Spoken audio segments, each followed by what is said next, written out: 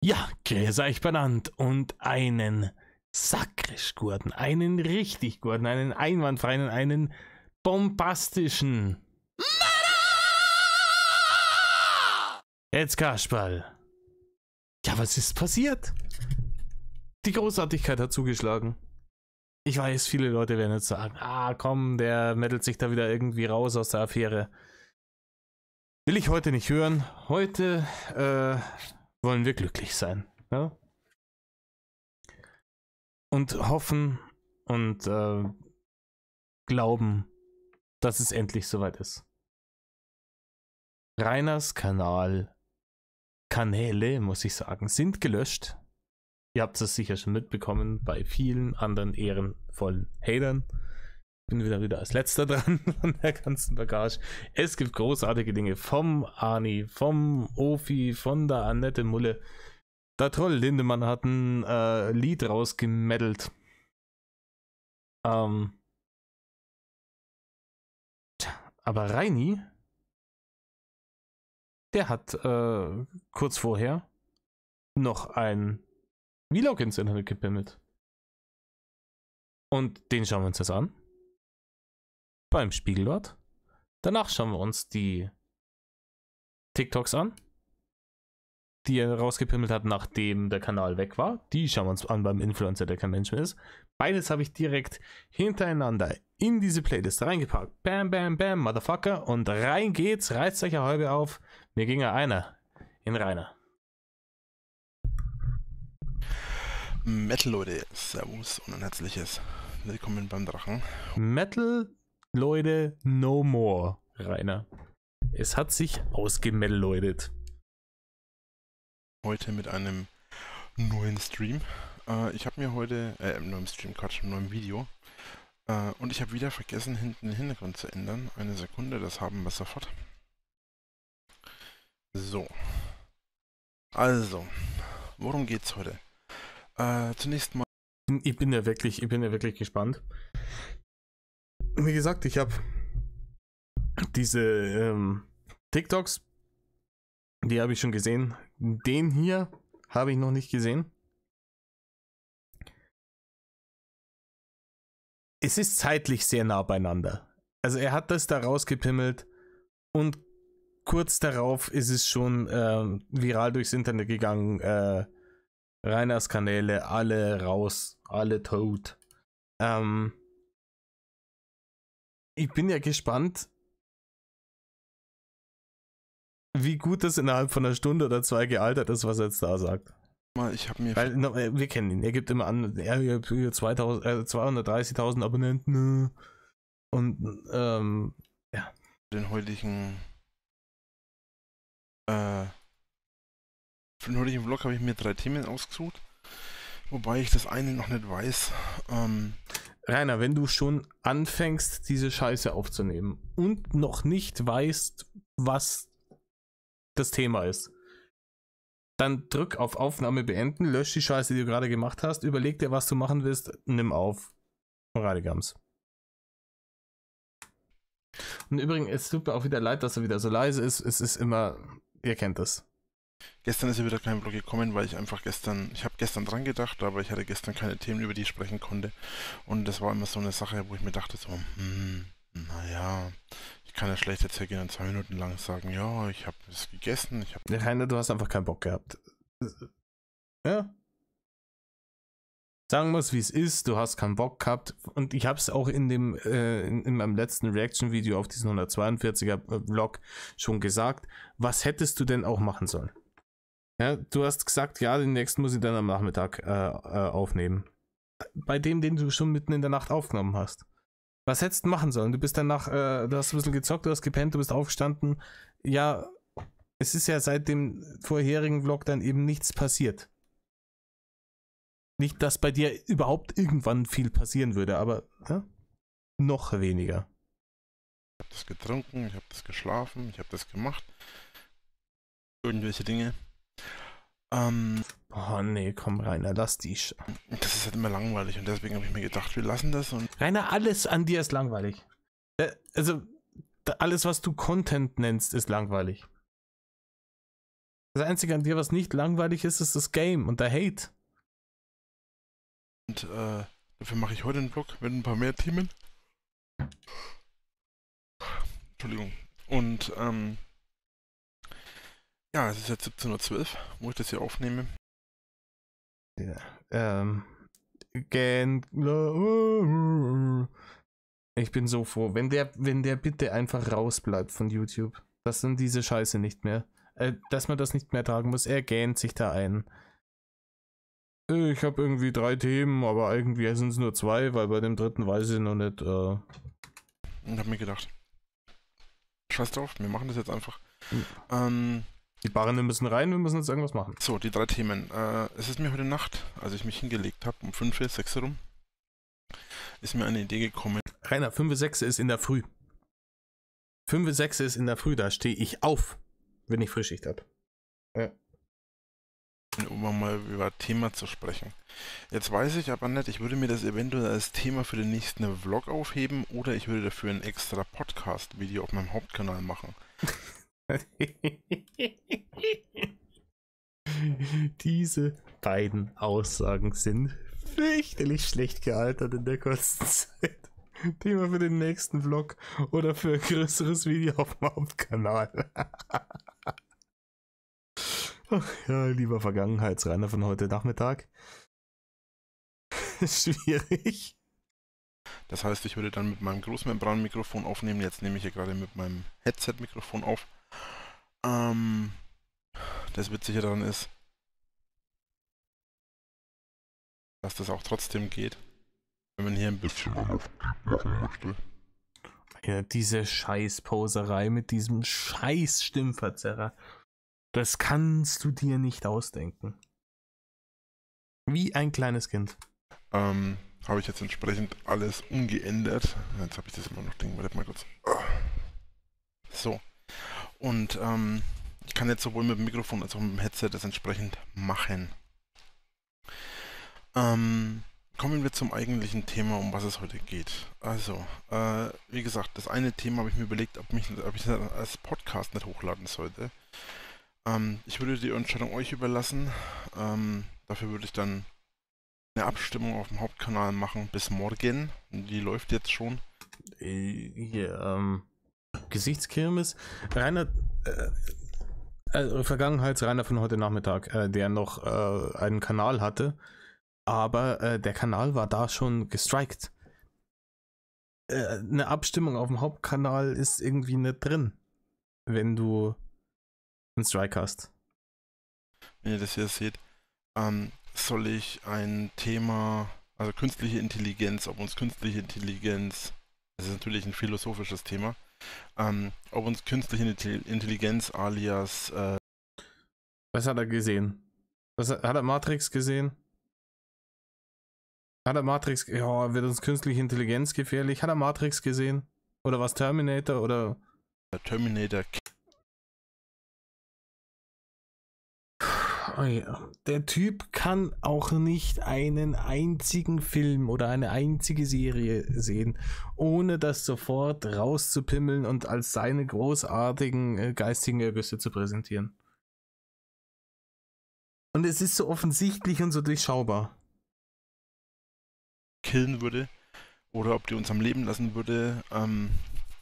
Ich habe da eine ganz eigene Theorie dazu. Also das ist eine Sache, da könnte man im Vlog drüber sprechen, aber ich für meinen Teil denke, das ist... Wartet mal kurz, ich soll das mal kurz auf den zweiten Bildschirm rüberschieben, dann habe ich das die ganze Zeit offen. Mir ist gerade irgendwie übel, ich weiß auch nicht warum. Rainer, das könnte an deiner Ernährung liegen.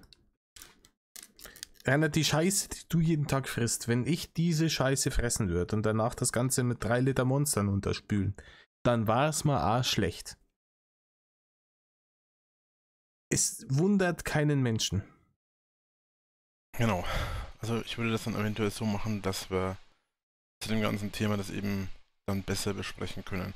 Würde ich einen Podcast machen, den ich dann auf dem Hauptkanal hochlade. Auf dem Hauptkanal kann ich schon wieder nichts hochladen, weil ich schon wieder einen Strike habe. Schön, dass du es auch gemerkt hast, Rainer, aber dann kannst du da auch keine Community-Umfrage machen, weil du einen Strike hast. Im Übrigen ist es halt eben nicht der Sinn der Sache bei so einem Strike, dass du dann einfach auf dem Vlog-Kanal weitermachst. Das wird im Moment noch geklärt, ob der Strike aufgehoben wird oder ob er bestehen bleibt. Spoiler-Alarm, Vergangenheitsreiner. Sagen wir mal so, der Strike hat metastasiert. Und hat komplette Kanalwelle aufgesagt. Schön. Wobei das natürlich wahrscheinlich wieder so ist, dass es wieder gelöscht wird, so wie es jedes Mal ist. Auch diese Arroganz, ja komm, Strike interessiert mich alles überhaupt nicht. Ja? Das interessiert mich alles gar nicht. Da wird er eh wieder gelöscht. Ihr Winkelglück regelt doch. Ja, hoffentlich diesmal nicht, Rainer. Hoffentlich dieses Mal nicht. Es ist mal ein bisschen unglückliches Timing gewesen, aber ich kläre das. Konnte ich letzte Woche ja auch klären. Rainer, wann ist denn ein glückliches Timing für einen Strike? Kennst du irgendeinen Content Creator, der sich gedacht hat, hier so, ja, jetzt gerade im Moment, Strike wäre richtig geil getimed. Hätte ich Bock drauf. Kommen wir zurück zum Thema. Also dafür gibt es eine Abstimmung. Die gibt es auf dem... Achso, wartet mal, die kann ich gar nicht auf dem Hauptkanal machen. Ne? Ding, ding, ding, ding, ding, ding, ding, ding, ding. Jackpot, Rainer. Weil das hat jetzt aber lang gedauert, dass 10 gefallen ist, oder? Das hat jetzt aber richtig, richtig lang gedauert. Ach ja, scheiße. Wenn ich einen Strike auf meinem Hauptkanal habe, da kann ich ja gar keine Community-Posts machen. Ah, Dreck. Rainer, denkt dir nix. Jetzt ist er komplett weg, der Kanal. Dann ist das für die Zukunft auch keine Überlegung mehr, mit der du dir dein Spatzenhirn zermartern musst. Wir machen Folgendes. Wir machen die Abstimmung ausnahmsweise mal auf dem Vlog-Kanal, unten in der Videobeschreibung. Beziehungsweise nicht in der Videobeschreibung, sondern ich werde euch in die Videobeschreibung jetzt reinposten. Oder, ich weiß nicht, ob ich Abstimmungen... Warte, 10 Jahre Profi-YouTuber. Wenn du auf deinem Vlog-Kanal mehr wie 1000 Abonnenten hast, dann kannst du Community-Posts veranstalten, dann kannst du auch Umfragen machen. Rainer, das weiß ich. Ja, und ich mache die Scheiße höchst unprofessionell seit 8 Monaten, bisschen mehr. Prüfe das einfach mal direkt live, bevor ich jetzt irgendwas mache. So, eine Sekunde. Kurz auf den Vlog-Kanal wechseln.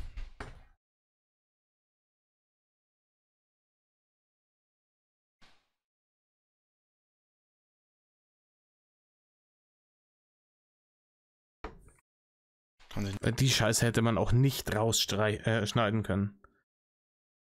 Ist unmöglich. Ruhig, Kasper. Es hat ein Ende. Es hat endlich ein Ende. Nur um Stunden handeln. Okay, das geht wieder so nicht. Also muss ich es anders machen. Also gut. Kann ich auf dem Vlog-Kanal Abstimmungen machen? Ich habe das nämlich noch nie versucht. Boah, Rainer. 1000 Abonnenten brauchst du für so eine scheiß Abstimmung. Die wirst du auf deinem Vlog-Kanal wahrscheinlich haben. Und du brauchst ja nicht großartig versuchen. Du weißt ja, wie es auf dem anderen Kanal geht. Das ist ja nichts anderes. Du loggst dich da ein, gehst auf den Community-Tab und klickst auf Umfrage starten. Und wenn dann da was kommt, dann geht das. Das dauert 3 Sekunden zum Nachschauen. Und das kann man off-camera machen. Was zur Hölle? Ich habe doch gerade den Kanal gewechselt.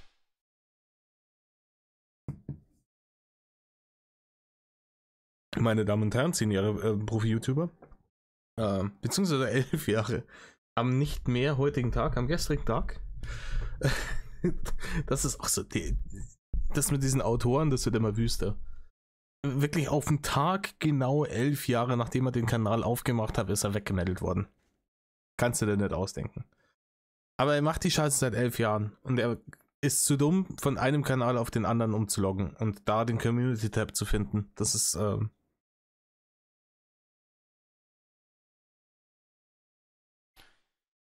Manchmal frage ich mich ernsthaft.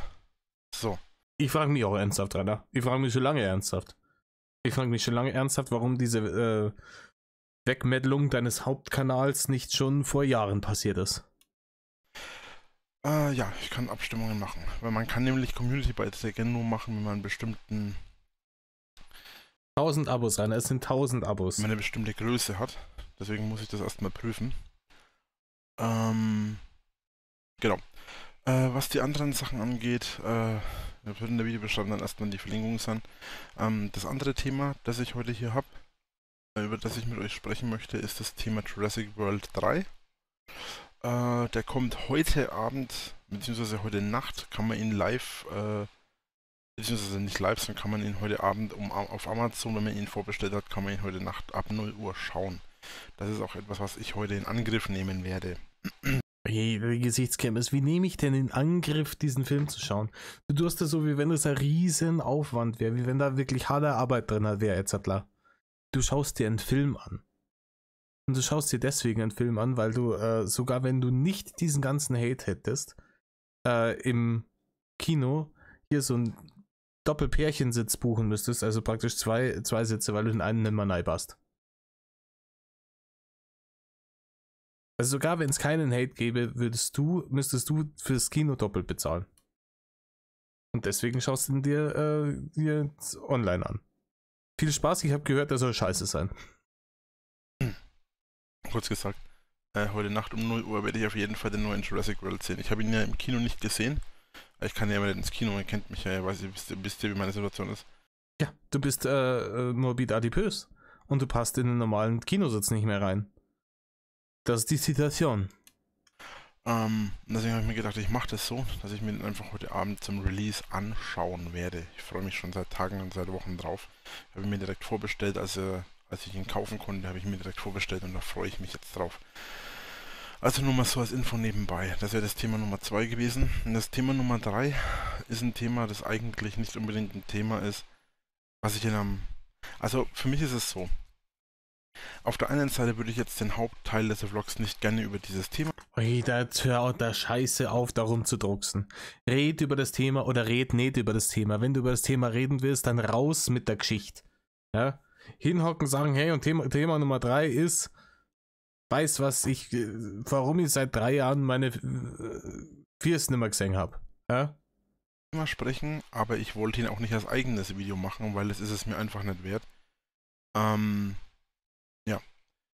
Und zwar geht es um das Thema, und vielleicht sind auch die ein oder anderen User schon da wegen diesem Thema, weil ich habe nämlich einen Kommentar dazu schon geschrieben.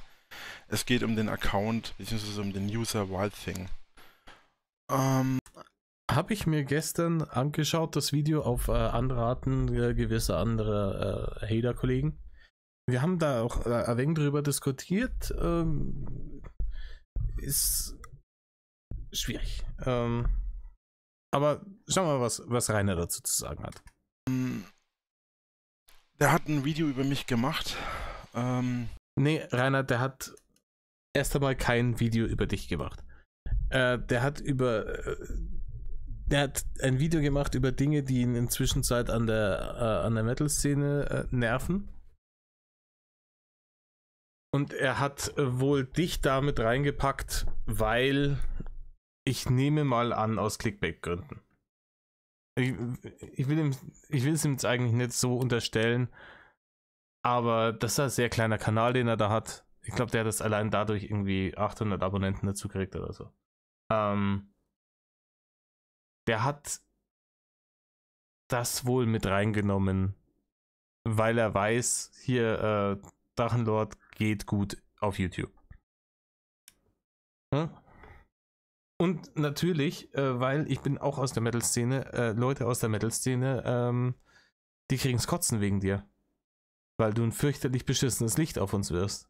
Weil viele Leute mit der Szene noch nicht in Berührung gekommen sind, dich in den Medien sehen und sich denken, so, das sind also diese Metaler, weil die sind dann wohl alle hageldumm. Und das macht uns ein wenig matt. Deswegen sehe ich schon, ich kenne eigentlich niemanden aus der Szene, der gut auf die zu sprechen ist, Rainer, das muss ganz ehrlich mal so sagen. Ich muss zugeben, ich habe es nur halb angeschaut.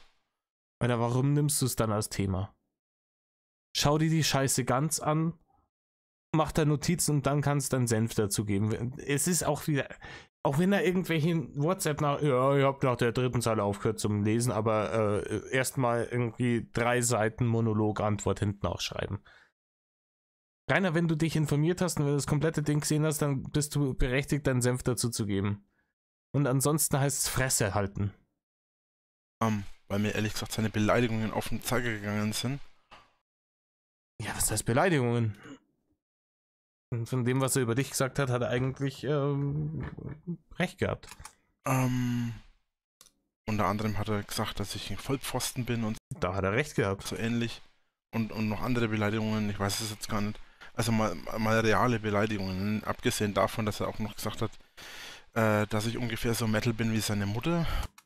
Das halte ich für übertrieben. Ich glaube, seine Mutter wird wahrscheinlich mehr Metal sein als du. Wobei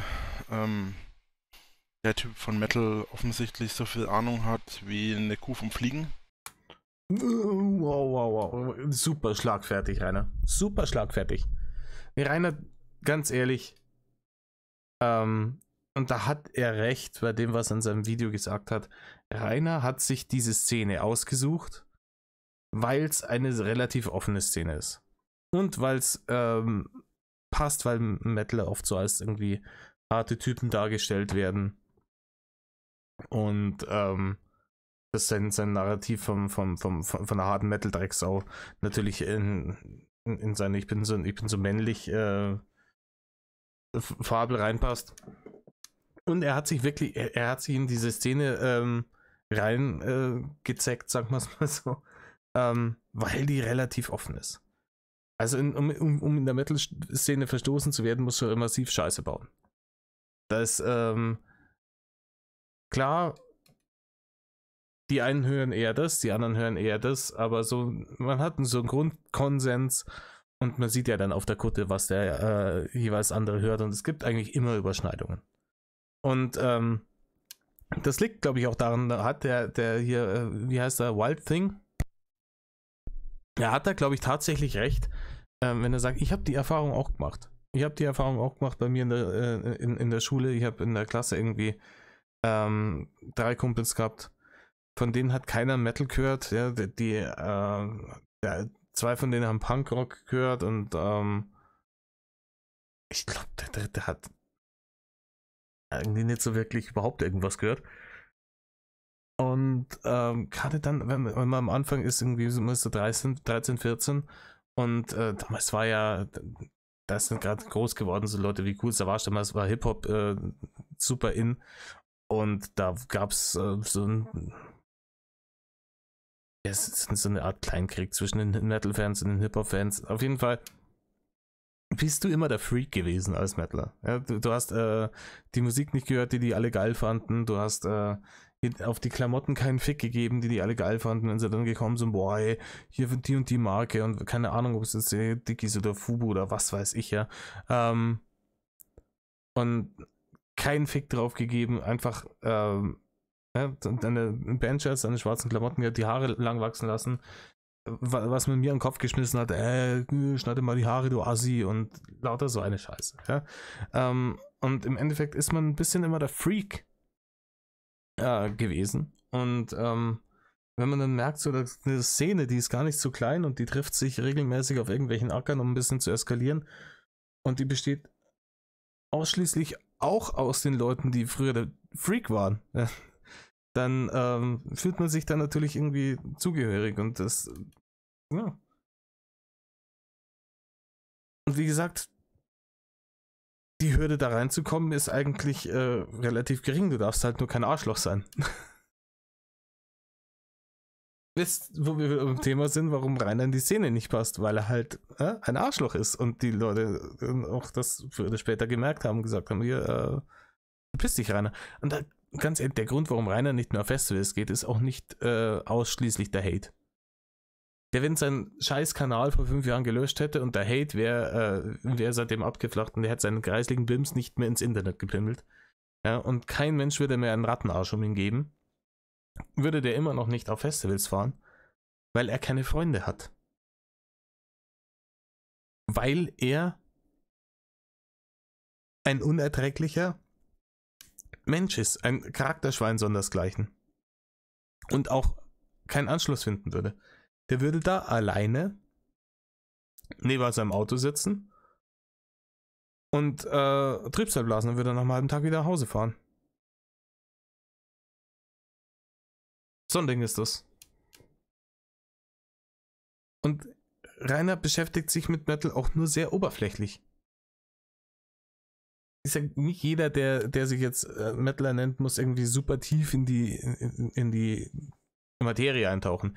Geht auch gar nicht, weil gerade die Musikrichtung so weitläufig ist, da kann keiner alles wissen. Ja, da hat jeder seine Vorlieben und das überschneidet sich hier und dort mit den Vorlieben der anderen und da trifft man sich und ja, ich glaube schon wieder viel. Oder so ähnlich. Oder ein Steinmetz vom Holzhacken. Ich spiele momentan, oh Gott, wie hieß das Spiel? Ja, er spielt wieder irgendein Spiel und deswegen besteht seine komplette Realität wieder aus der Scheiße. Wissen wir Rainer weiter im Text. Wegen dem Vergleich, weil es gerade so ein merkwürdiger Vergleich war. Weil der Rainer, es interessiert keinen Menschen. Ich spiele aktuell, wo ist es denn? Hier. Farthest Frontier, das kam gestern raus. Hab mir gestern geholt. Farthest, hat er gerade Farthest Frontier gesagt?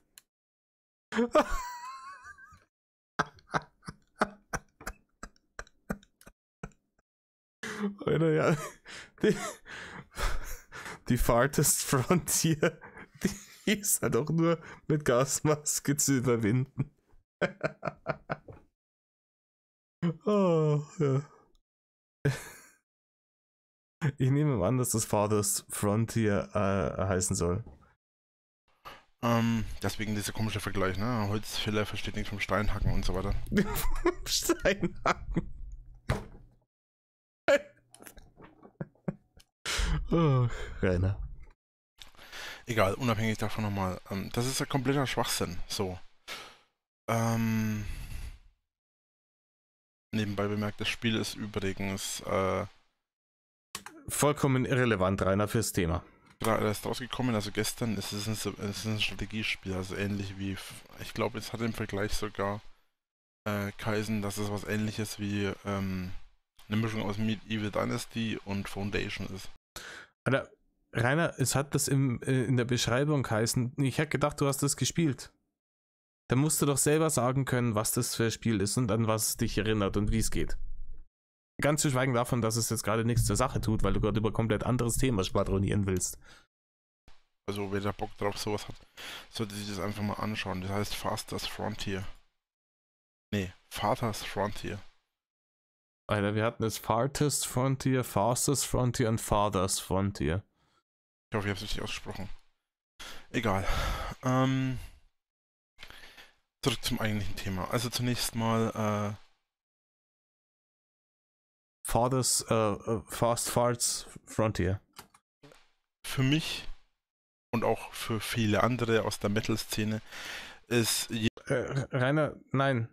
Für viele Leute aus der Metal-Szene. Du zählst da nicht dazu. Jemand ein Poser, also ein Metal-Poser, der andere danach beurteilt, wie Metal sie sind, indem man danach beurteilt, welche Bands cool oder uncool sind. Nee, Rainer, das stimmt nicht. Das stimmt nicht. Und dieses Poser ist ein Begriff, der schon ganz, ganz lange nicht mehr verwendet wird.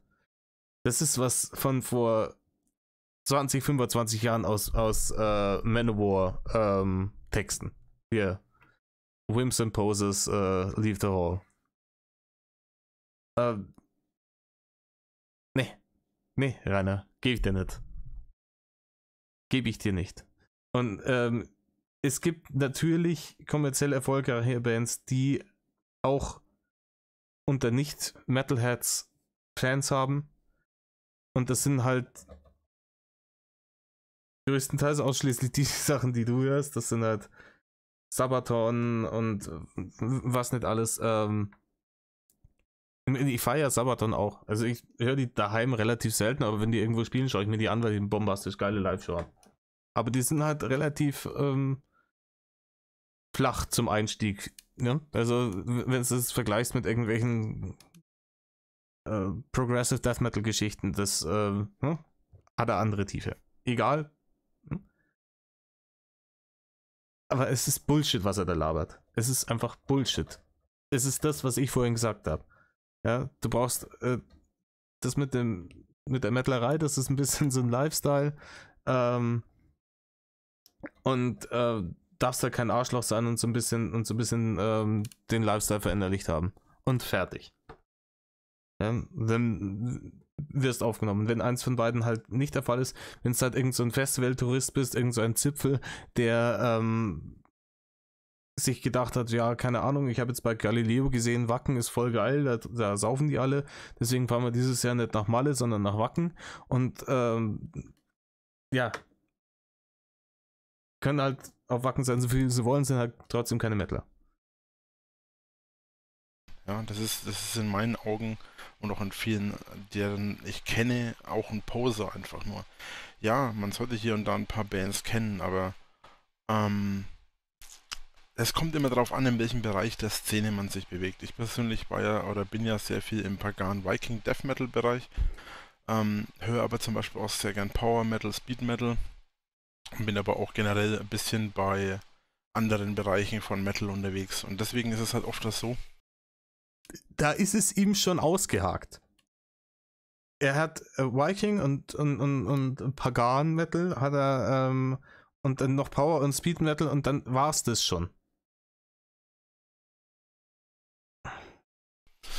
Und vor allem primär die ersten 2 CDs, die wichtigsten CDs, die in den Ranger rein mussten als allererste Amtshandlung, waren Bravo-Hits und Matthias Reim.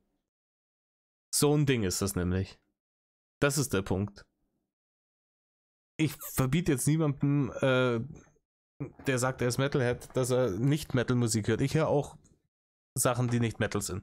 Ja? Aber wenn ich mir ein neues Auto kaufe, dann ist die erste CD, die da reingeht, definitiv aus diesem Genre. Welche genau das sein wird, wahrscheinlich die, was ich gerade zur Zeit am meisten höre. Aber es wird definitiv, ganz zu schweigen davon, dass ich keine Bravo-Hits oder Matthias Reim CDs besitze, nicht so eine Scheiße sein. Dass ich mich auch mit verschiedenen Leuten auseinandersetze. Und es wird auch nicht hier der Digimon-Song zum Mana-Tanken sein, für den Fall, dass mir mal einer schneidet und den Vorfahrt nimmt. Alter. Der Digimon-Song. Und er hat sich unter anderem über Sachen aufgeregt, wie zum Beispiel auch meinen Spruch, meine Begrüßung Metal-Leute. Weil es hat auch in der Szene... Nein, er hat sich darüber aufgeregt, dass Leute, die mit dieser Szene 0 Berührungspunkte haben, wegen dir rumlaufen und hier inflationär Metal-Leute in die Walachei brüllen. Ja, also in der Szene von Metal kennen halt einfach viele diesen Spruch. Weil es halt auch, wie gesagt, wie vorher gesagt, nervt, dass er hier überhaupt mit dieser Szene in Verbindung gebracht wird. Das nervt. So, auch außerhalb der Szene, aber auch eben viele innerhalb der Szene. Und ich habe auch schon auf Festivals mitgekriegt, wenn ich mal war, in den letzten Jahren, dass halt einfach Leute dann über... Ren, du warst in den letzten Jahren auf keinem Festival. Wir wüssten das, wenn das so gewesen wäre. Rainer, wann warst du das letzte Mal auf dem Festival? Wann war das? 2014 auf dem Summer Breeze? War das dein letztes Festival? Rainer, das ist 8 Jahre her. Korrigiert mich, wenn ich hab's jetzt gerade nicht mehr so auf dem Kasten. Ja? Also ich weiß, 2014 war, glaube ich, auf dem Summer Breeze. Und da hat er, glaube ich, irgendwo in der Nähe von diesem, ne, von dieser Fickenbar, die draußen auf dem Campingplatz ist, hat er dann da Autogramme gegeben. Und sich gefühlt wie der Größte, obwohl es halt alles Hater waren. Platz rennen und dann einfach Metal-Leute schreien. Und er hat halt gemeint, dass er sich darüber tierisch aufregt. Auf der anderen Seite denke ich mir halt, warum regt er sich darüber auf? Auf der einen Seite macht er auf mich den Eindruck, auch aufgrund seiner Aussagen, dass er einfach nur ein Metal-Poser ist. Er sagt, oh ja, er hat, glaube ich, den Vergleich gebracht, von wegen, seine Mutter sei mehr Metal als ich. Oder ich sei genauso Metal wie seine Mutter, nur weil seine Mutter einmal Blind Guardian gesehen hat. Ja, Blind Guardian ist eine geile Band, Kollege. Also erst einmal, wer die nicht würdigt, der hat nicht alle an der Waffel. Hat er sie nicht gewürdigt? Er hat ja nie gesagt, dass Blind Guardian scheiße sind. Er hat bloß gesagt, seine Mutter hat mal Blind Guardian gesehen und das macht sie noch lange nicht zur Metalerin. Und was Ähnliches trifft halt auf dich zu, Rainer. Und zwei. Hier ist im Übrigen auch die ganzen Modefotzen, die letzten Jahre irgendwie sich beim H&M Slayer-T-Shirt gekauft haben und dann damit rumgelaufen sind und nicht einmal gewusst haben, dass das eine Band ist. Ja? Die haben ein Slayer-T-Shirt an, die haben mit Metal trotzdem genauso viel zu tun wie du. Zweitens, ich kenne weit mehr Bands als Blind Guardian und ich habe auch schon mehr Bands gesehen. Ja, Rainer, große Kunst. Rainer, du bist 33. Ja, wer 33 ist und angeblich schon sein ganzes Leben lang Metalhead, natürlich hat er viele Bands gesehen. Ich habe zum Beispiel ich war zum Beispiel bei einem Abschlusskonzert von Judas Priest dabei. Judas Priest gehen immer noch auf Tour, by the way. Und ja, Judas Priest hat man bald einmal gesehen, wenn man mal regelmäßig auf Festivals geht. Ich war beim Abschlusskonzert von den Scorpions dabei. Ja, die hast auch bald einmal gesehen. Oh ja, es ist kein Metal, ist Hard Rock, aber trotzdem. Ich war bei einem der Konzerte von Ozzy Osbourne, von Black Sabbath. Ich habe noch Lemmy live gesehen. Ja, und das sind jetzt nur die die Hater-Stimme.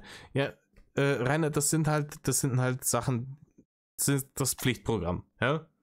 Sagen wir mal, die Leute, die in den 80ern geboren wurden und seit 20 Jahren Metalheads sind, ist das ein Pflichtprogramm, was du da gerade abgespult hast. Das hat jeder von meinen Freunden hat diese Bands gesehen. Jeder, ausnahmslos. Bekannten Sachen. Ich kenne auch Bands, die du wahrscheinlich gar nicht kennst, so, aber dann braucht man sich doch nicht damit rühmen, oh, der ist so unmetal, weil er das und das kennt.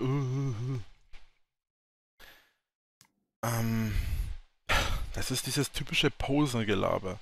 Und dann kommt er damit daher und hat jetzt über Nacht 1000 Klicks gemacht oder 1000 Abos gemacht, weil er über mich ein Video gemacht hat. Das finde ich das Schwierige an der ganzen Geschichte. Der Hauptfokus von seinem Video war eigentlich die, keine Ahnung, die Helga und Slayer-Brüllerei, die jetzt inflationär überhand nimmt und die übertriebene Kommerzialisierung von Festivals, wie im Wacken zum Beispiel. Und da muss ich ihm recht geben. Ja. Sie war vor Urzeiten das erste Mal auf dem Wacken. Da hat das noch, glaube ich, 80 € gekostet, die Karte. Und da hatten sie kein Wackinger Village und keine Bullhead-Zelte, wo Schlammcatchen stattfindet oder so einen Käse. So, da waren halt 3 Bühnen, auf denen das gespielt worden und der Cast war Bissen. Ja. Und inzwischen ist ja das einfach nur ein riesengroßer Abfuck. Die scheiß Tickets haben für dieses Jahr, glaube ich, 300 € gekostet oder so. Es ist vollkommen wüst. Vollkommen wüst. Und jeder Hinz und Kunst darf da inzwischen Werbung machen. Die fucking Bundeswehr hat wohl einen Stand auf dem Wacken gehabt dieses Jahr. Die Bundeswehr. Bitch, please. Ja, das ist ein Musikfestival und hier keine Rekrutierungsveranstaltung für die Bundeswehr. Ganz ehrlich, hier Krieg und Festival haben meiner Meinung nach nichts, aber auch gar nichts miteinander zu tun, ganz zu schweigen davon, dass ich es moralisch fragwürdig finde, irgendwie alkoholisierte Leute mit so einer Scheiße zuzuschwallen wie zur Bundeswehr. Das hat Simpsons-Niveau. Ivan Netanyahu, ja. LT Smash. Ja, es ist halt super schwellig. Wenn ihr versteht, was ich meine. Und da verstehe ich den Typen hier, diesen Wild Thing schon. Ja, auch dieses, es ist halt einfach mal nicht mehr angesagt, dass man, wenn um 5 Uhr in der Früh, wenn wirklich alles auf diesem scheiß Festivalgelände pennt, bloß weil du 5 Promille im Helm hast und keine Ahnung, irgendwann mal gelernt hast, dass Slayer eine Metalband ist, dann Slayer brüllend über den Campingplatz gehst, dann gehört er auch die Prügeln ausgeschmissen, ganz ehrlich. Ja.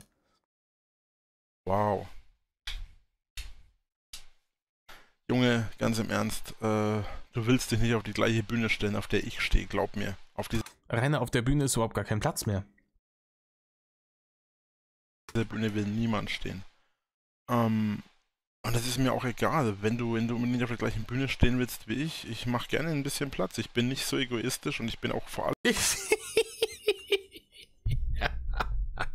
Rainer, du sagst, du würdest deinen Platz im Rampenlicht teilen, weil du nicht so egoistisch bist. Da habe ich auf deinen Discords und Teamspeaks anderes mitbekommen. Ja? Sagen wir es nochmal so. Wenn es dann nämlich nicht um den lieben Reini ging, dann ist der liebe Reini nämlich ganz schnell bockig geworden. Ja, und dann hat der sich zu so großartigen Aussagen hinreißen lassen, wie der Wien-Aussage und dergleichen. Ja? Weil das einzige Thema, was Reini interessiert, ist Reini. Und wehe, irgendjemand anders raubt ihm die Aufmerksamkeit, die nur ihm gebührt. Und da wird der Mund aber klein. Und da wird der Bannhammer gesprungen. Rainer, du bist der egoistischste Mensch auf der Welt, halt dein Maul. Vor allem bin ich bei weitem nicht so egozentrisch, dass ich mir die ganze Bühne für mich alleine nehmen will. Das kannst du dir nicht ausdenken. Rainer, das kann doch nicht die Wahrheit sein. Ja, selbst die absoluten Headliner, wie, wenn wir jetzt gerade schon beim Beispiel waren, Motorhead oder auch Black Sabbath, auch diese Leute brauchen Vorbands, ja, also du kannst...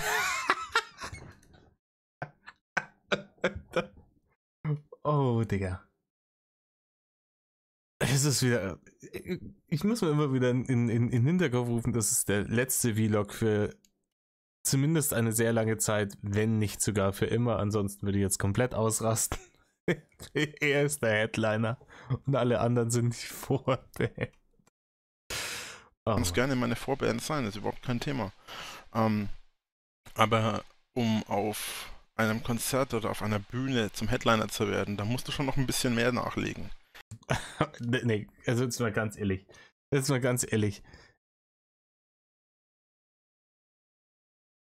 ist unfassbar. Er ist der Headliner. Und anderen müssten erstmal hier so Get on my level mäßig. Spinnt der Peppi. Zumal er sagt, vor 10 Jahren, sein genauer Vergleich war, glaube ich, er ging auf Lord of the Weeds ein, wobei Lord of the Weeds meiner Meinung nach überhaupt nichts mit... Der Film heißt Lord of the Weed. Metal zu tun hatte. Der Film hat schon was mit Metal zu tun. Also erstens mal haben sie halt diverse Wacken-Referenzen und Witze. Und hier die Szene, wo sie bei Bilbos Geburtstagsparty tanzen, da läuft halt Death and Fire von Amon Amarth im Hintergrund. Ist dir wahrscheinlich nicht aufgefallen, du großer Pagan-Metal-Experte, du Dulli, du. Aber gut, das ist... Ja, es hatte so ein paar kultige Dinge drinnen, so von wegen Wacken ist vorbei, du Spasti. Aber das hat... und Wacken ist damals halt so ein Riesending gewesen. Und ja, genau, damals war Wacken ein Riesending. Heutzutage ganz klein, kennt kein Mensch mehr. Aber damals musst ihr wissen, da gab es sowas, das hieß Wacken. Rainer, halt einfach dein Maul. Ist auch heute noch irgendwo ein bisschen so. Ein bisschen, ja. Aber da braucht man halt sich so aufregen über so einen Schwachsinn. Oder über meine Aussage Metal, Leute. Junge, es gibt einen Grund dafür, dass Rainer, das heißt Metal, Leute. Der Spruch so beliebt ist oder so beliebt. bekannt ist oder so groß ist. Ich spare mir jetzt den obligatorischen Vergleich mit dem Mann mit dem markanten Oberlippenbart. Und der ist nämlich auch sehr bekannt, aber nicht gleich beliebt. Da kommt jemand daher mit 1000, 2000, 3000 Abos. Huch, war das dann doch der Vergleich? Wenn wir schon mal beim Posen sind. Niemand ist der Einzige, der Post bist du. Und der Einzige, der dieses Wort Pose in den Mund genommen hat, bist du. Ganz ehrlich, ich habe in Hinsicht auf Metal, dass ein Metalhead über irgendjemand anderen vermeintlichen Metalhead das Wort Pose in den Mund genommen hätte, seit 20 Jahren nicht mehr gehört. Wenn's reicht. Kommt jemand mit ein paar tausend Abos daher und meckert an jemanden herum? Das ist nämlich der Punkt. Ja, der hat nur ein paar tausend Abos, deswegen hat er gar kein Recht auf eine eigene Meinung. Hier der große Lord mit seinen 230.000, beziehungsweise inzwischen seit 0 Abos. Rainer? 0. Der 230.000 mehr hat. Oder 223.000 mehr hat als man selbst. und meckert einen. Die Aussage ist auch fürchterlich gut gealtert, Rainer. Innerhalb weniger Stunden von 230.000 auf 0. Und schaut euch sein Gesicht an, wie er sich fühlt. Weil für ihn ist dieser scheiß YouTube-Kanal alles. Der hat sich nur über diesen Kanal definiert.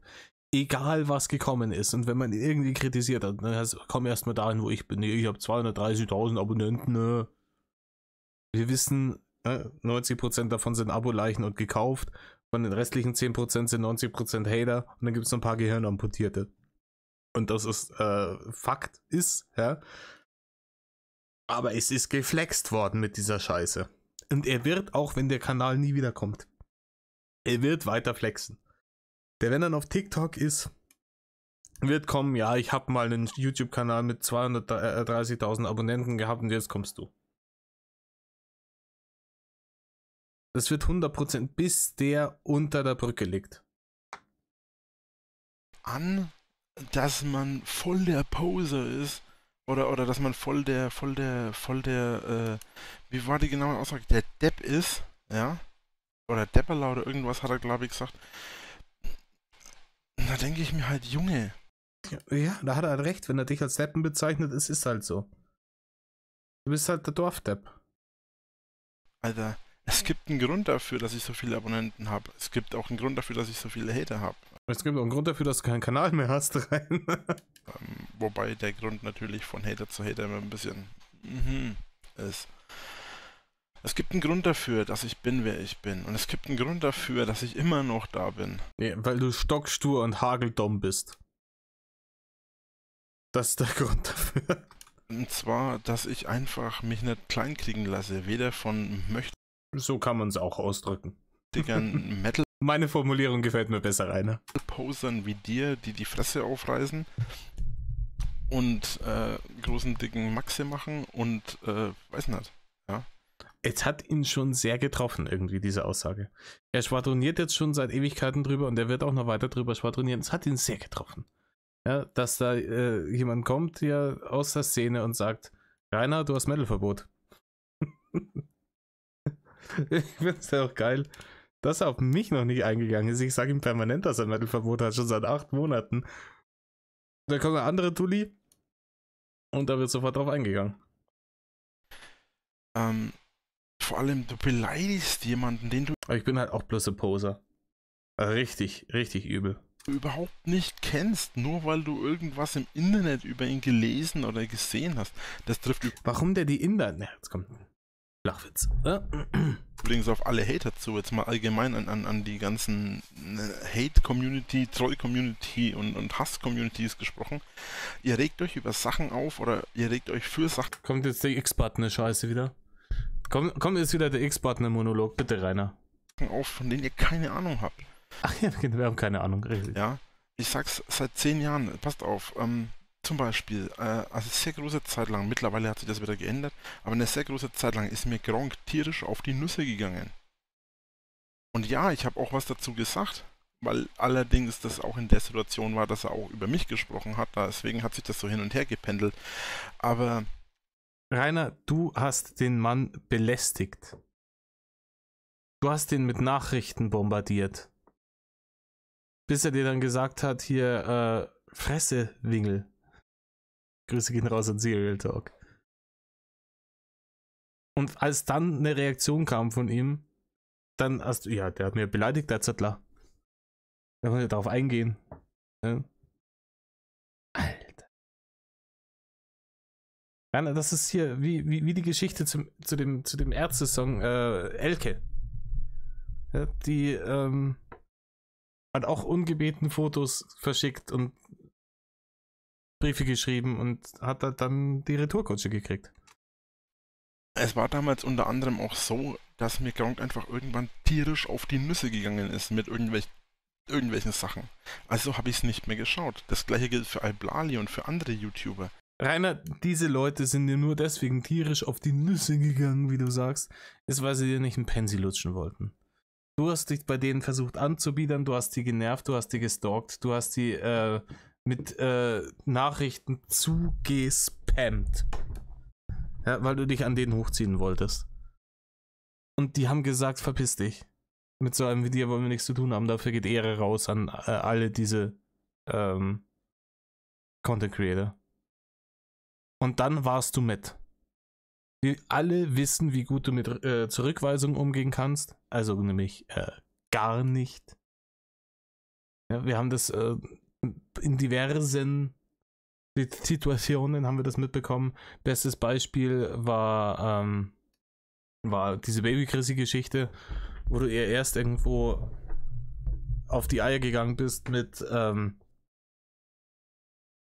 sie soll doch ihren Typen verlassen und dann mit dir zusammenziehen. Dann könnt ihr so praktisch ein YouTube-Duo bilden und so eine Scheiße. Und wo sie dir dann ganz freundlich und offen gesagt hat, dass sie kein Interesse an einer Beziehung mit dir hat.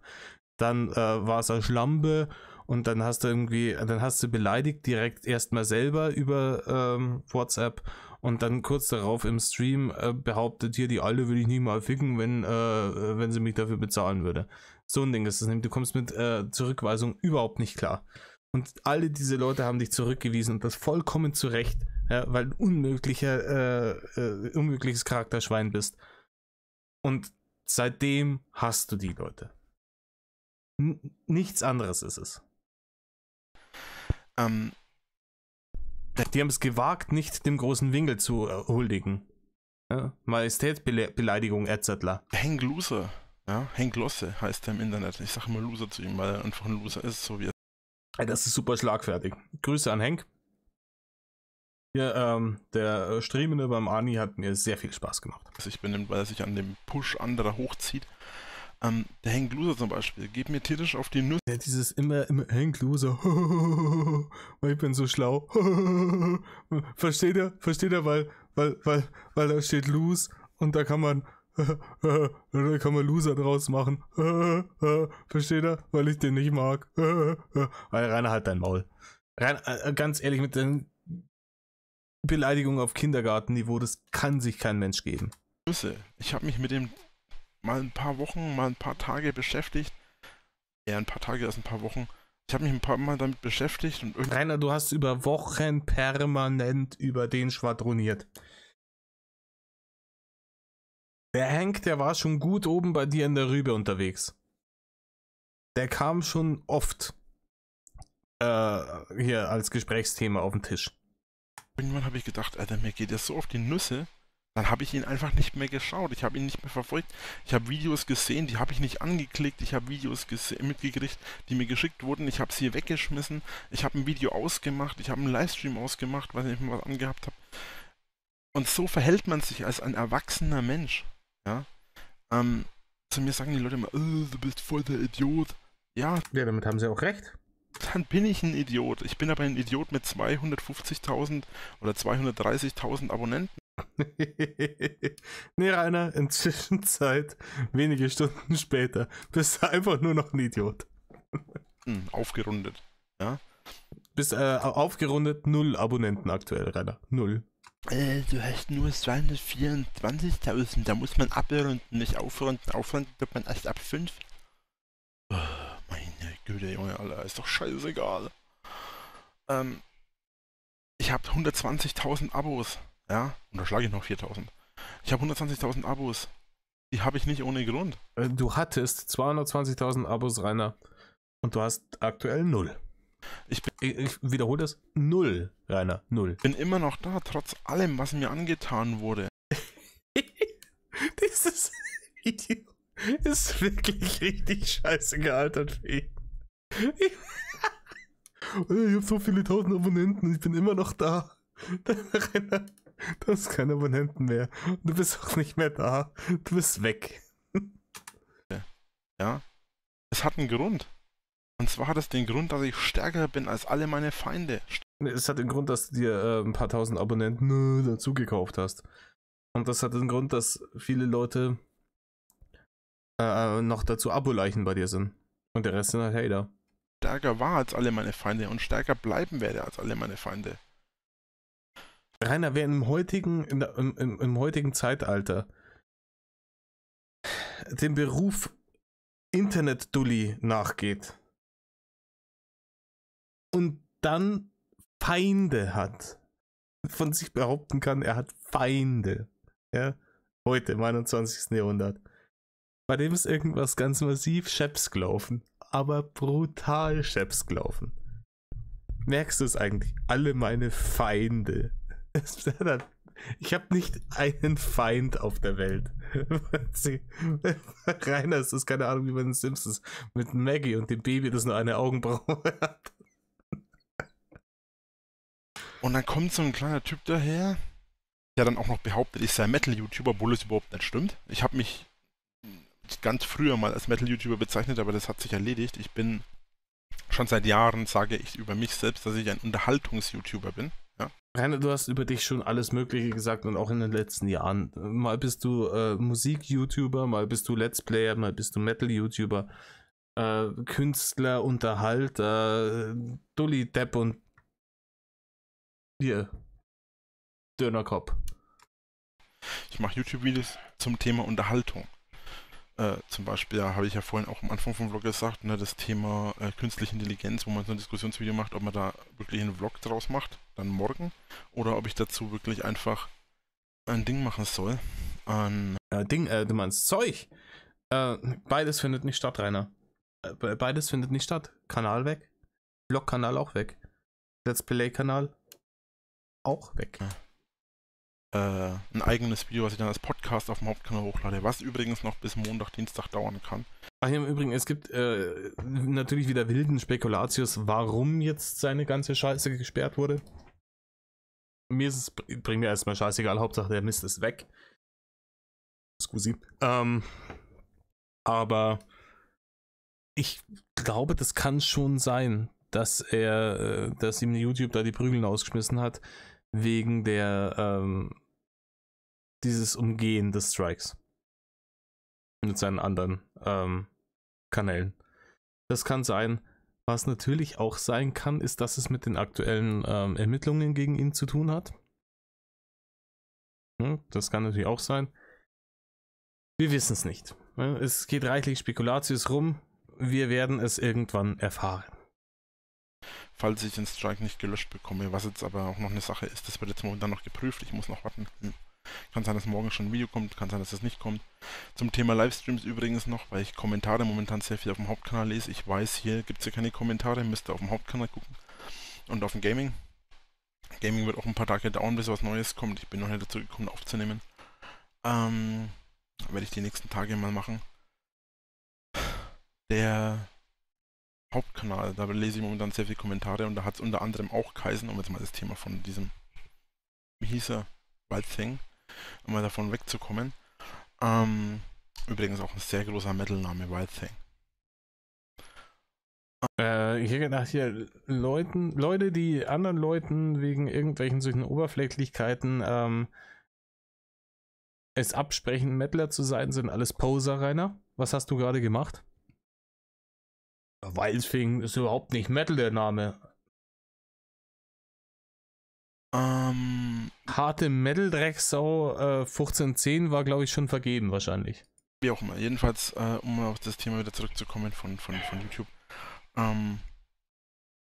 Ich habe sehr oft den Kommentar gelesen, ja, wann streamst denn du eigentlich?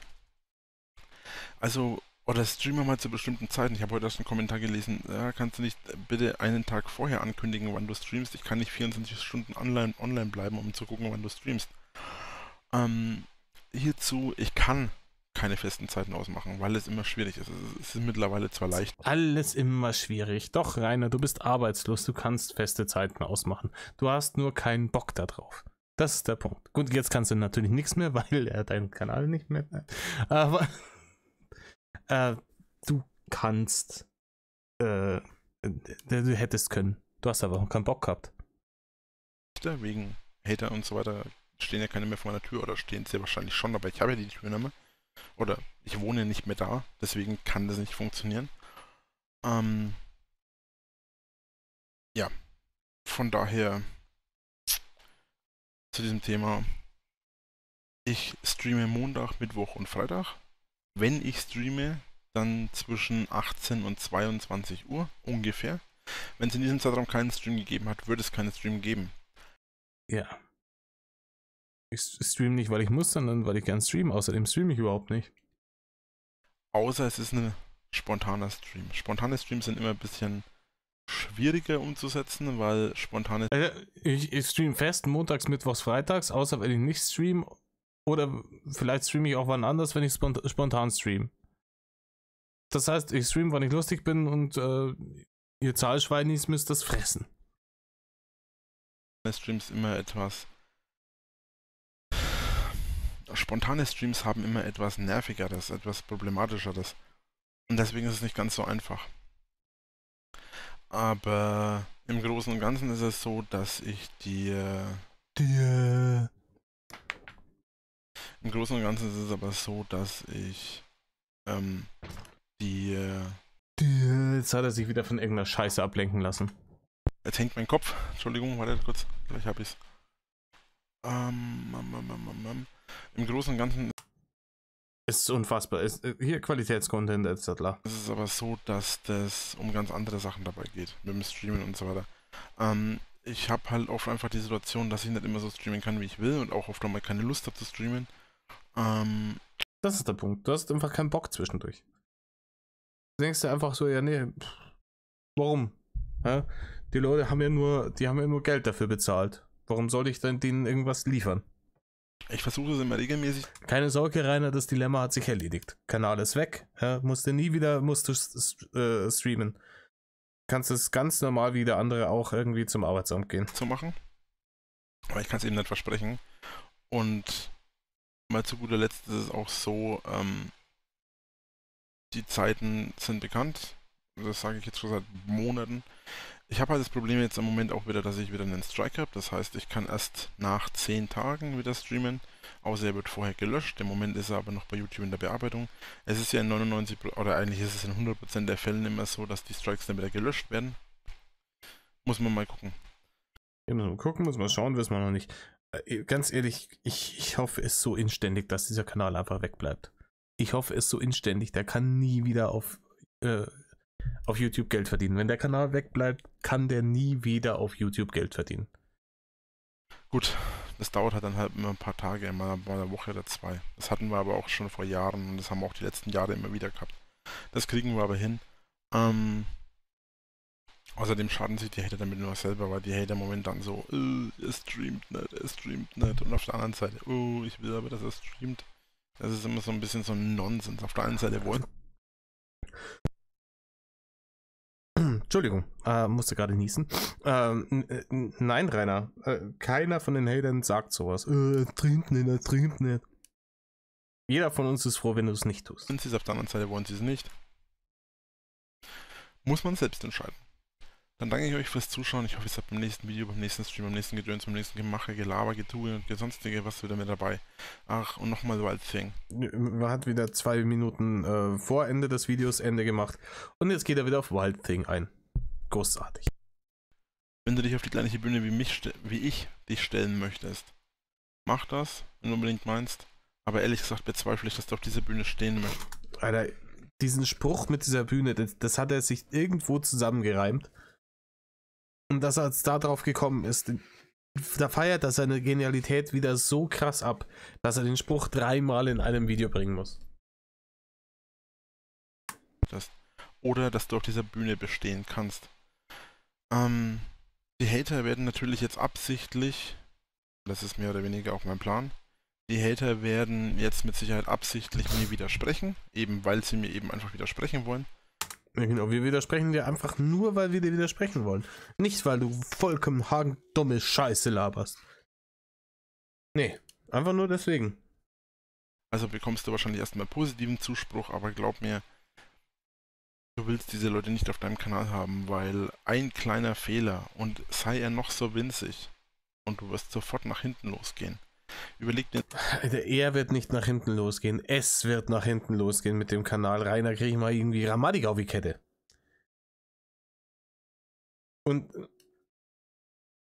wie gesagt, es gibt ja auch Kritikpunkte daran. Zum Beispiel, ich weiß, warum er, wie gesagt, ich wiederhole mich, ich weiß, warum er hier den Dicken mit reingenommen hat, weil der zieht halt auf YouTube. Ja, da kriegst du halt Aufmerksamkeit. Da wächst dann der Kanal. Muss halt mit dem Code-Midas-Effekt ein bisschen aufpassen. In Zukunft bitte selber, mit wem du dich anlegst, denn ich für meinen Teil finde das nicht cool, was du abziehst, und so ein Blödsinn kannst du gerne mit jemand anderem abziehen. Aber nicht mit dem großen Herrn Wingel. Generell ist das sowieso so eine Sache. Warum? Warum macht man das? Dann danke ich jetzt fürs Zuschauen, bis zum nächsten Mal, euer Drache, haut rein und tschüss. Ja, diese scheiß Poser. Er bezeichnet andere Leute als Poser, macht dann aber diesen hier mit den Fäusten am Ende.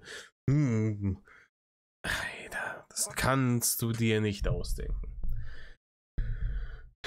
Wir sind schon wieder bei über einer Stunde. Es tut mir leid, liebe Kommentatorin, die unter diesem Video beim Spiegel dort kommentiert hat und gemeint hat, hier wunderschön 22 Minuten Wingelvideo, das heißt 35 Minuten Ofenkäse und dann auch nochmal 1,5 Stunden Metal Kasper, dann ist der nächste Tag am Morgen gerettet. Ich habe dich ein bisschen enttäuscht. Wir sind jetzt gerade nur bei 1 Stunde und 5 Minuten. Aber wir haben jetzt hier noch diese großartigen TikTok-Schmutz, den er rausgepimmelt hat. Und das gönnen wir uns jetzt beim Influencer, der kein Mensch mehr ist. Der hat das nämlich, das waren 2 Videos, die hat er jetzt auf eins zusammengeschnitten. Und das schauen wir uns jetzt an. Wie gesagt, das kenne ich schon. Es ist Gold. So, da ist mir doch tatsächlich die Zeit ausgegangen, weil ich nicht... Ah nee, das ist verkehrt rum. Eine Sekunde. Ich mache ein Päuschen. Hier, der Influencer, der kein Mensch mehr ist, hat er hier verkext, hat er. Ich krieg das raus. So, da sind wir wieder. Jetzt habe ich die Videos einzeln vom Spiegel dort reingeladen. Weil hier dem Influencer, der kein Mensch mehr ist, Ehre und Liebe gehen raus, ist wohl ein kleines Malheur passiert. Das ist, glaube ich, auch aber deswegen, weil der zweite Teil, das zweite von diesen TikTok-Videos, ist wohl zuerst veröffentlicht worden und dann das erste. Und er hat sie wohl chronologisch, nachdem wie sie rausgekommen sind, nicht chronologisch, nachdem wie sie aufgenommen wurden, aneinander gepackelt. Deswegen war der Anfang von dem Video vom Influencer, der kein Mensch mehr ist, der Anfang von dem zweiten Teil. Wir wollen es aber chronologisch. Deswegen gönnen wir uns jetzt den Scheiß hier. Also Leute, Servus, erst einmal und ein herzliches Willkommen beim Drachen. Zunächst mal... Es war gar kein Metal, Leute. Und Digga, was ist mit deinem Auge los? Hast du sehr stark weinen müssen, weil der Kanal weggemettelt wurde? Keiner? Hast du da wirklich so stark weinen müssen? Ja, mein YouTube-Account ist gelöscht worden.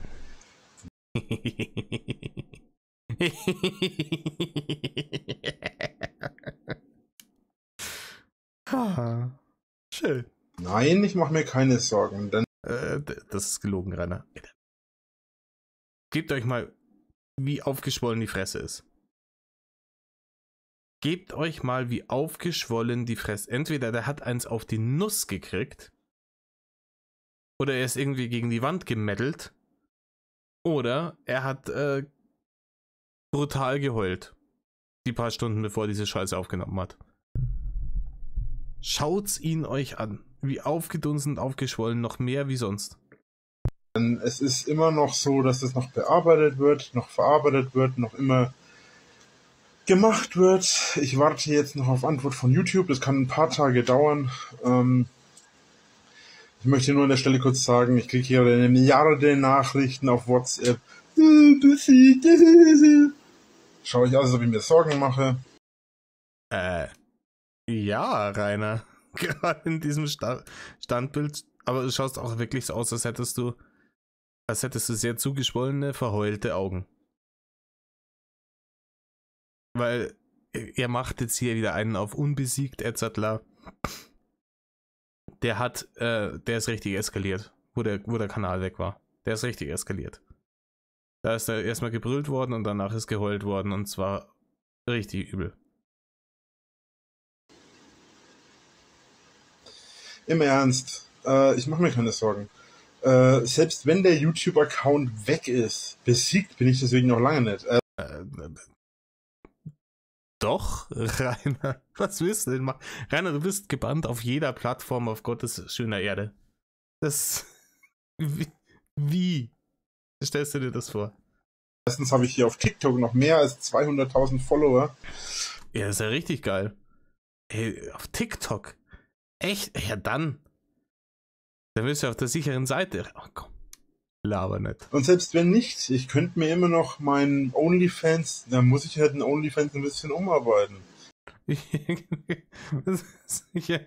Du rufst du bei OnlyFans an. Hier, rede ich hier mit dem Chef von OnlyFans? Ja? Schön. Jetzt hören Sie mal zu, Edzettler. Junge, jetzt hörst du mal zu, Edzettler. Ja, YouTube hat mich von der Plattform gemeldet, deswegen muss jetzt OnlyFans so umgestalten, dass die Leute nicht mehr wegen Möpsen und Mischis hingehen, sondern wegen meiner hässlichen Hackfresse. Weil ich brauche jetzt die Kohlen, etc. und arbeiten ist nicht zumutbar. Da mache ich jetzt auf OnlyFans noch ein paar Videos oder auf, heißt es Outward oder so, da habe ich auch einen Account. Ich habe mehrere. Schön, dass du weißt, wie die Plattform heißt, auf die du ausweichen wirst, wenn deine Existenz auf YouTube weggebrochen ist. Ist ja keine wichtige Information. Also ich bin nicht weg, ich werde auch nicht weg sein. Ihr werdet mich von YouTube vielleicht jetzt wegkriegen, vielleicht auch nicht. Ich persönlich glaube ja nein. Ich weiß, was du alles glaubst. Weiß auch, warum ich gesperrt wurde. Das wird jetzt noch geprüft und alles und danach werde ich wieder freigeschalten, so wie es immer der Fall war. Und genau da bin ich richtig mad geworden, wo ich es das erste Mal gesehen habe. Das ist genau der Punkt. So wie es immer der Fall war und genau das ist das Problem. Es war immer so der Fall. Rainer lernt nur durch beinharte Konsequenzen. Rainer einen Schuss vor den Bug zu geben, hilft nichts. Der lernt nur durch Schmerzen. Rainer kommt aus dem Gerichtssaal raus und sagt, hey, die haben mich nicht eingesperrt, deswegen ist Freispruch etc. Nein, du bist verurteilt worden, als eine Bewährungsstrafe. Rainer kriegt einen Strike auf YouTube und anstatt dass er sich denkt, krass, soll ich vielleicht was an meinem Content oder meinem Verhalten ändern, sagt er, ja, nee, Strike ist ja wieder weg, unbesiegt etc. Und da denkt er sich jetzt auch, ja, es war ja immer so. Egal was war, ich bin ja immer, Winkelglück hat er immer geregelt. Das wird es schon wieder machen. Irgendwas passiert schon. Und ich hoffe, dass es diesmal nicht so ist. Ich hoffe wirklich, dass es diesmal nicht so ist, weil dann sitzt er im Armenhaus. Seit Jahren. Ich wurde jetzt im Prinzip deswegen gelöscht, weil ich einen kleinen Fehler gemacht habe. Weder. Das ist halt auch bitter. Das ist mir jetzt gerade erst aufgefallen beim zweiten Mal schauen. Weil er einen kleinen Fehler, Rainer gibt einen kleinen Fehler zu.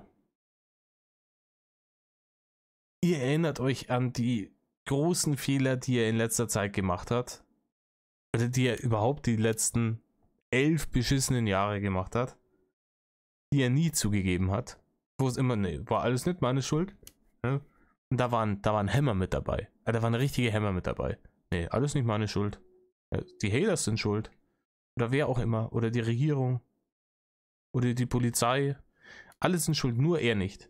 Wenn er jetzt zugibt, dass er einen Bock geschossen hat, oh, ich habe einen kleinen Fehler gemacht, dann könnt ihr euch denken, was das für eine Vollkatastrophe ist, die der geschossen hat. Da könnt ihr euch denken, was da los war. Der aber nicht so gravierend ist, dass jetzt irgendwas passiert. Also es wird jetzt alles geprüft. Es ist schon was passiert, Rainer. Deine Kanäle sind alle weg. Ich habe das jetzt nochmal weitergegeben, das wird nochmal nachgecheckt. Und selbst wenn ich gelöscht bleibe, dann gehe ich halt auf TikTok oder auf sonst wo irgendwo online. Ja, das stellt man sich so einfach vor. Aber schaut es euch an, der ist fertig mit der Welt. Der tut jetzt so, als würde ihm das überhaupt nichts angehen. Der ist richtig fertig. Hier auf TikTok habe ich ja noch mehr als genug Follower. Hier sehen ja noch mehr als genug Leute, was los ist. Hier kann ich auch mehrere Minuten Videos machen. Dann mache ich halt in Zukunft TikTok-Videos. Und halt nur das. Dann mache ich halt dafür 5 TikTok-Videos die Woche anstatt, oder 5 TikTok-Videos am Tag anstatt 3 Videos die Woche. Und Livestreams kann ich auch auf TikTok machen. Rainer, du wirst dich wundern. Du wirst dich wundern. Ob ich jetzt Gaming-Streams mache oder irgendwas anderes, völlig furzegal. Dann mache ich halt das auf TikTok. Scheiß doch drauf. Das ist der nächste Punkt. Ja, YouTube, TikTok, furzegal. Hauptsache ich muss nicht richtig arbeiten.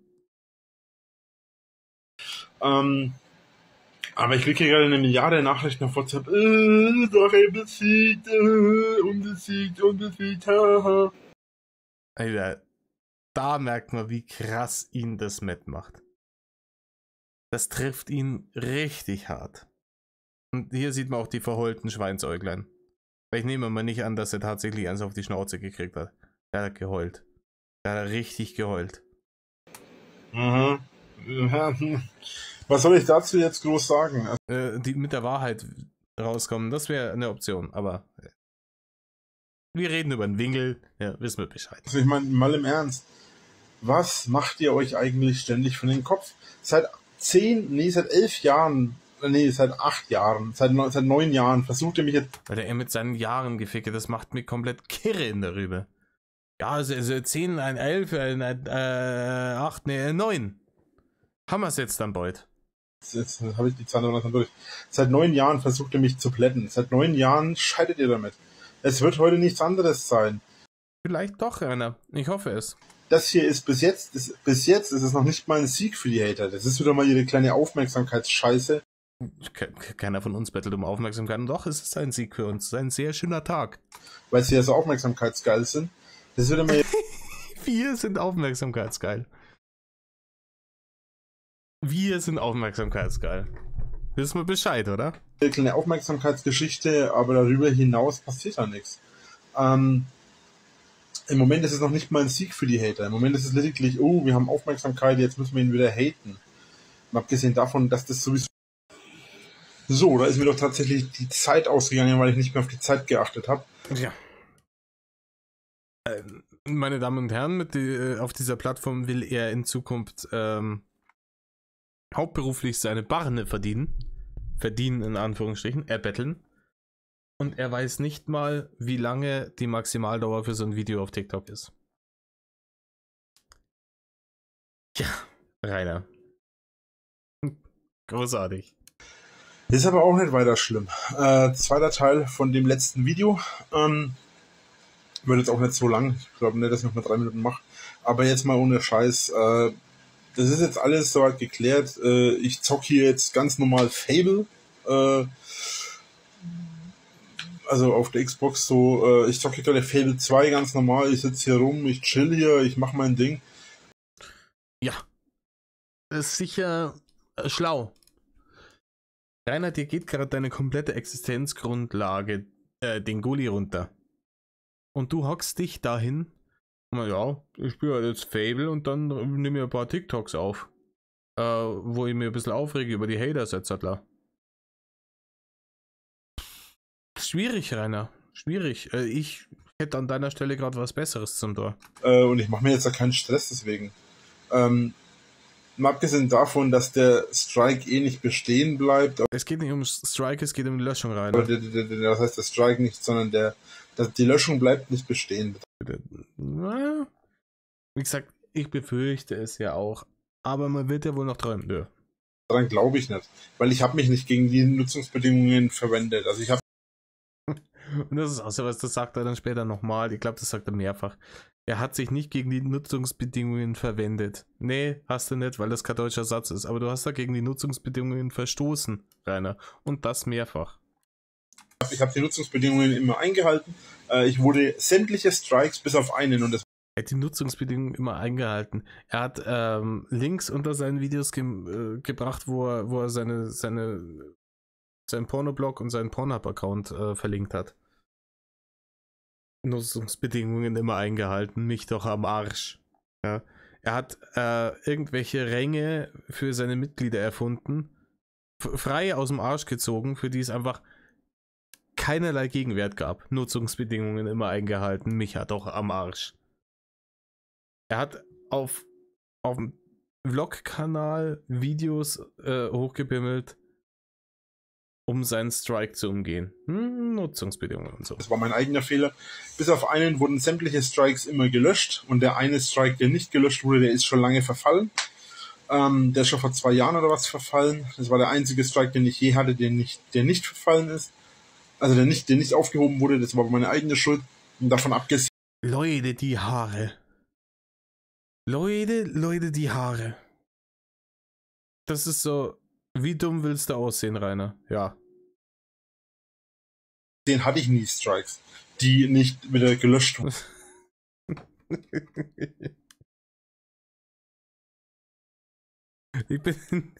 Ich bin nicht gestrikt worden, weil ich was falsch gemacht habe, sondern ich bin gestrikt worden, weil die Hater was falsch gemacht haben. Außerdem bin ich gar nicht gestrikt worden. Deswegen wird es auch ganz deutlich überprüft. Ich hatte auch mit dem YouTube-Support nie Probleme, also wird es auch funktionieren. Auch wenn die Hater jetzt wieder behaupten, wir haben auch Hater bei dem YouTube-Support hängen. Nee, Rainer. Sorry. Wenn wir Hater im YouTube-Support hätten, dann gäbe es deinen Kanal schon sehr, sehr lange nicht mehr. Nee, glaube ich nicht dran. Und selbst wenn, YouTube achtet da schon drauf, die machen das schon, dass es passt. Notfalls, wenn es gar nicht anders geht, dann werde ich eine Klage einreichen dagegen. Weil das ist also vollkommen utopisch. Er hier, der Wongel, will gegen YouTube klagen. Das müsst ihr euch auf der Zunge zergehen. Er will gegen YouTube klagen. Rainer, mit welchem Geld willst du denn gegen YouTube klagen? Weißt du, wie lange sich so eine Klage durchziehen kann gegen YouTube? Die sitzen da am längeren Hebel. Der Anwalt für diese Klage will bezahlt werden. Ganz zu schweigen davon, dass dich wahrscheinlich kein Anwalt überhaupt als Mandanten akzeptieren würde. Also keiner, der was auf sich hält. Er will YouTube verklagen, ey, ich glaub es. Jetzt wird's hinterher befahren. das ist völliger Schwachsinn, das ist voll aus der Luft gegriffen. Ich habe mich nicht dagegen verwendet. Müsste jedenfalls nicht was. Oh, hör auf, verwendet zu sagen für jedes Wort, das du nicht weißt. Es wurde auch nichts Genaueres gesagt. Also ich habe jetzt auch keine genauere Anschuldigung bekommen. Ich glaube zwar zu wissen, woran es liegt, aber ich weiß es eben nicht hundertprozentig. Gut, dann danke. Rainer, darüber hätte ich mich vielleicht informiert. Da hätte ich vielleicht das erste, warum eigentlich? Warum wäre die erste Frage gewesen. Danke euch fürs Zuschauen. Ich hoffe, ihr seid beim nächsten Video wieder mit dabei. Alternativ werde ich schauen, dass ich auf TikTok ein bisschen öfter was mache. Ich wackel hier ganz schön drum, Entschuldigung. Und ansonsten sehen wir uns dann, denke ich, im nächsten Video wieder. Bestimmt auch wieder auf YouTube. Das kann zwar jetzt ein paar Tage dauern, vielleicht maximal eine Woche. Und dann bin ich auch wieder da, denke ich. Ich bin gespannt, Rainer. Ich bin wirklich gespannt wie ein Flitzebogen. Ja, dann danke ich euch fürs Zuschauen. Haut rein und ich mache mir keine Sorgen. Den schauen wir uns nochmal an. Warte. So sieht ein Mann aus, der sich keine Sorgen macht. Also, ganz ehrlich, so schaue ich auch immer, wenn ich mir keine Sorgen mache. Genauso zum verheulten, aufgedunsenen Schädel, der ins Nichts schaut. Immer, wenn ich mir keine Sorgen mache. Und auch wie er sagt, ist so schlecht geschauspielert. Ja, dann danke ich euch fürs Zuschauen. Haut rein und ich mache mir keine Sorgen. Bitte glaubt mir das. Mein Kanal kommt sicher wieder. Ich glaube da ganz fest daran. Schau ja auch nicht so aus, denke ich. Doch, du schaust genau so schaust du aus. Haut rein, euer Drache. Tschüss. So, da ist mir doch tatsächlich. Dann fucked up. Okay, na. Das war's. Doch fast auf 1,5 Stunden gekommen. Bitte gern geschehen.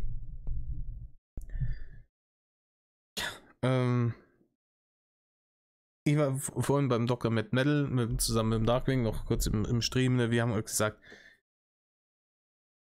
heute wollen wir uns einfach nur freuen. Gedanken machen wir uns dann morgen wieder. Die Möglichkeit besteht natürlich immer, dass der wieder zurückkommt. Was diesen YouTube-Kanal angeht, war ich schon immer stehe auf Männchen. Ja. Und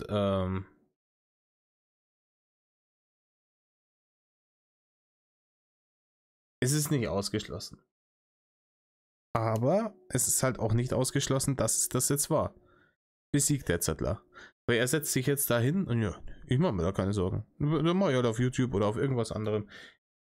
Immer noch unbesiegt, unbesiegt, unbesiegt. Er ist wie dieser eine Ritter da aus Ritter der Kokosnuss, dem sie Stück für Stück irgendwie eine Gliedmaße nach der anderen abhacken, bis er dann ohne Arme, ohne Beine dann irgendwie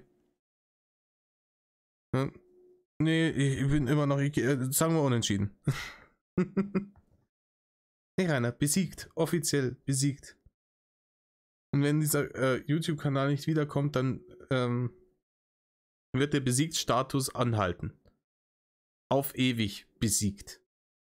Etc. In diesem Sinne, tut nicht, was Rainer tut. Und Medal off.